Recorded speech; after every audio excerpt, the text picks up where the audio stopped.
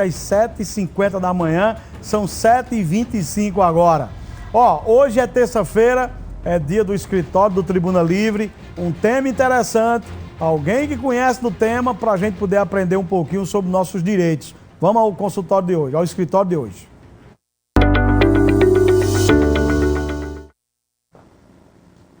Pois bem, hoje o tema no escritório do Tribuna Livre é o direito dos usuários de planos de saúde.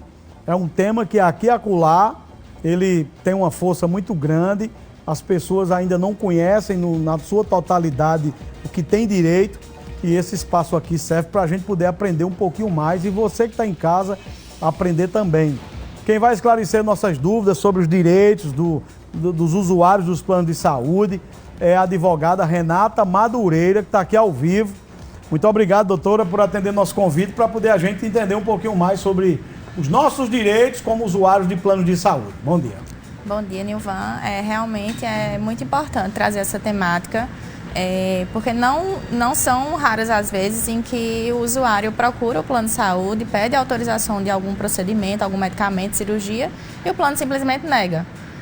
Às vezes sequer dá uma justificativa do porquê foi negado, se foi por motivo de carência, de ausência de cobertura contratual, ele simplesmente nega. Então o usuário fica realmente perdido, né? Sem saber o que fazer, porque precisa do tratamento, está com uma questão de saúde importante e fica desassistido. Quais são as queixas mais corriqueiras hoje em dia? Veja, Nilvan, uma prática muito comum que a gente verifica é quando o usuário, ele, por exemplo, faz o contrato do plano de saúde, assina tudo direitinho e tem algum problema cardiológico, por exemplo, ou uma doença renal e em razão desse quadro pré-existente dele, a assinatura do contrato, ele tem alguma intercorrência de urgência, ele passa mal, tem alguma situação que precisa de uma intervenção imediata e o plano nega dizendo que era uma doença pré-existente. Mas isso não altera o fato de que ele está com um quadro clínico de urgência que necessita de uma intervenção naquele momento. Nesse caso, o plano tem a obrigação de dar o suporte? Tem a obrigação de dar o suporte, porque o fato de ser uma doença pré-existente ao contrato não anula a urgência da intervenção médica, cirúrgica, seja qual for a intervenção necessária recomendada pelo médico. Então, se o médico disser, olha, você precisa imediatamente submeter uma cirurgia, ainda que seja uma doença pré-existente ao contrato, o plano precisa cobrir. Nós ainda temos muito imbróglio, muita queixa em relação às questões da aplicabilidade da carência dos planos. Demais. Porque geralmente a letrinha lá está pequenininha, o cara não lê direitinho o que está lá para assinar o contrato e termina que determinado procedimento que ele nem imaginava, o plano depois diz, não, ainda não completou a carência. Exatamente. Tanto a lei quanto os contratos, eles têm a previsão de uma carência que é de 24 horas para procedimentos de urgência e emergência, 180 dias para os procedimentos de internação, intervenção cirúrgica ou de 24 meses para doenças pré-existentes. Certo. Mas o fato é que, por exemplo, eu posso ter uma doença pré-existente ao contrato, mas tem um quadro de urgência que justifica a intervenção no tratamento, entendeu? Aí, nesse caso, é que não pode haver essa negativa do plano de saúde. Eu tenho um exemplo de uma pessoa que eu conheço que levou um familiar num dos planos de saúde para fazer uma cirurgia e era uma cirurgia de fêmur. E no momento da cirurgia, antes da cirurgia, quando foram fazer todos os tratados para preparação, o pinozinho, a pecinha que tinha que colocar lá na fratura, eles queriam colocar de uma qualidade que já tinha que trocar. Sim. E tinha também um especialista orientou, não deixe, diga que o plano tem a obrigação de ofertar, de colocar o pinozinho, que é de um material que vai levar aí 20 anos para ter problema para trocar, e o plano não queria cobrir.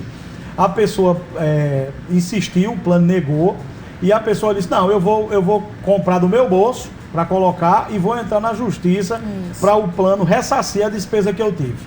Exatamente. Esse aí é o caso em que a necessidade de um material e o plano de saúde nega sob a justificativa que ele precisa custear um material nacional, digamos. Certo. Normalmente é a diferença entre um material nacional e um importado.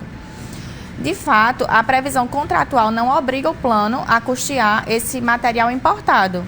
Mas se houver uma justificativa médica dizendo, olha, o paciente, se ele submeter a um outro procedimento cirúrgico, ele vai ter um risco maior devido à anestesia, devido a complicações do pós-operatório, ele precisa justificar do porquê que para aquele paciente precisa ser essa prótese, esse pino, esse parafuso, esse material de qualidade superior.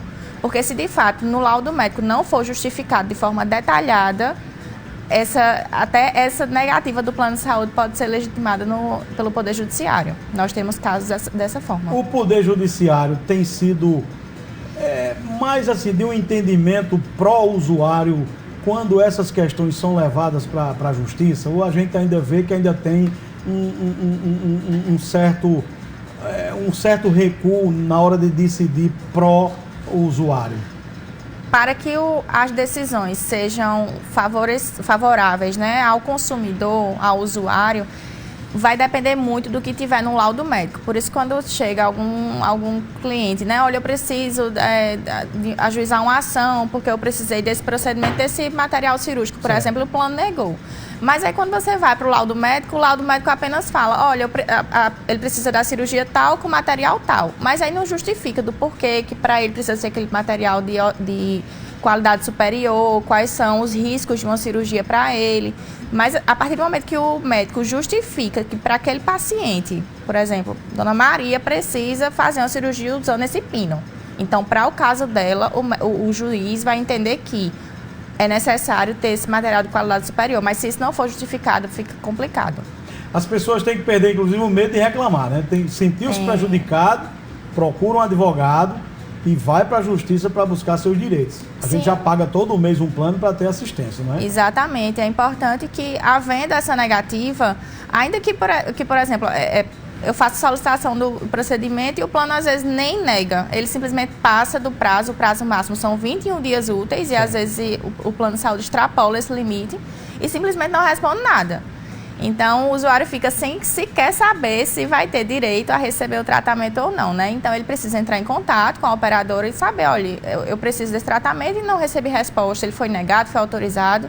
E a partir daí tomar as medidas cabíveis, que de fato, reclamar perante a justiça, abrir uma reclamação na ANS, procurar os órgãos de proteção do consumidor e realmente buscar defender seus direitos, porque acaba que essa prática reiterada das operadoras e acaba que a inércia dos consumidores em procurar legitimar esses direitos faz com que as operadoras continuem negando, né?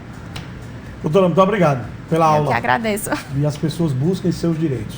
Abraçar o pessoal lá do Mozalas e Azevedo, nosso querido Rinaldo Mozalas, Valberto, né, Cazé, doutor Lucas, uma turma boa que esteve comigo ano passado e eu sou muito grato a eles, uma equipe muito boa.